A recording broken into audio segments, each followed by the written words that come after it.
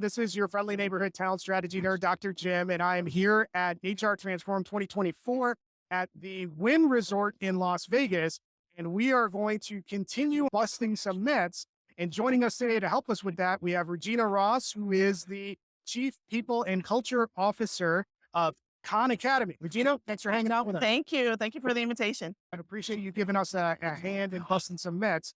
But before we get into the myth busting part of the conversation, what I'd like you to do is share with us a little bit more about your story and some of the cool things that you're doing. I'm not your traditional HR leader. I say that I'm a business leader who happens to work in HR. I started my career in engineering, went into operations, logistics, and was tapped on the shoulder and given the opportunity to step into the HR space. And I love it. I say I crossed over to the dark side and I've never looked back. There's some really interesting things about just that bit of context that you gave, and especially the fact that you spent time in logistics and engineering. But what I'm curious about is when you look at that, how does that inform your people strategy as now the chief people officer? I start with the business first and then determine how, as an HR leader, can the HR strategy help enable the business outcomes? That's it. Let's get a little tactical on. Yeah. So you start with the business strategy first, and then that informs your people strategy.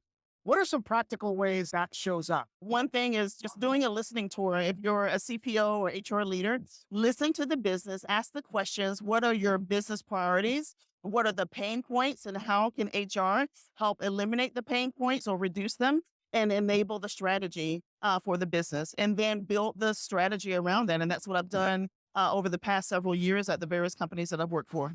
Awesome stuff. Hi, Regina, you ready to bust some myths? I am. All right. So all week, we've been talking to executive and senior leaders in HR about leadership and HR myths that just annoy the hell out of people. What's the one that drives you nuts and you wish would die? So one is the myth that as a leader, as a business leader, it's all about managing the business. No, I've been a business leader and I was taught that if you take care of the team, they will take care of the business and take care of the customer.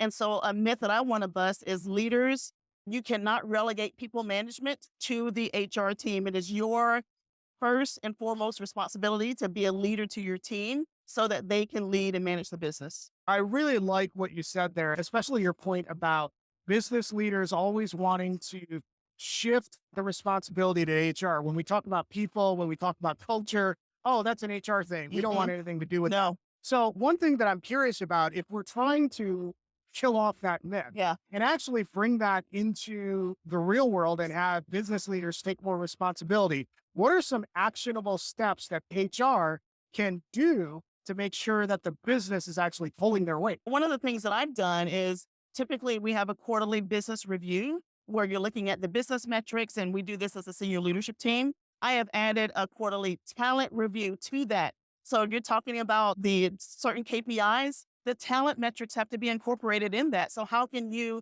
execute on the business strategy and talk about business outcomes without talking about talent? So you have a seat at the table and make some room for you to bring talent to those discussions, whether it's a monthly metrics review or a quarterly business review.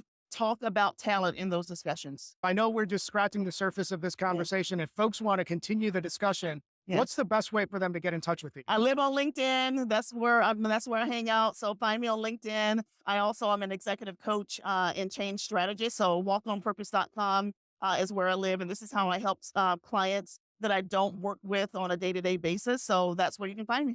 Thanks for hanging out with us, Regina, and helping us bust another myth.